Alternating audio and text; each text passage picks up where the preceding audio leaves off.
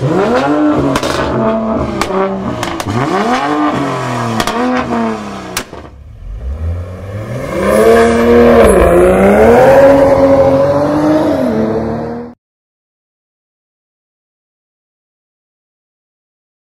is going on, everybody? Welcome back to my channel. Thanks for tuning back in. RedLineMods here. A little bit dirty in there, of course, but yep, this is my first modification I wanted to share with you guys, of course. It's ivory, and then you got the red stitching. This looks really nice. So that's the interior right now. Just a quick short video, I'll show you guys. It looks really great. Got the doors done as well. It's brand new, so gotta sink in a little bit. Let me just open the back side. It's a little bit windy out there, so I'm not sure if you guys could hear me speaking out loud, but yep, that's that.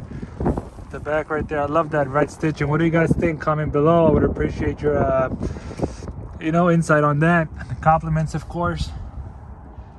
That right there, the back side. Pretty cool, huh? Brand new. Haven't sat in the back yet, or anybody else, but yeah, that's that. And that's my first modification to the 2.0 so far.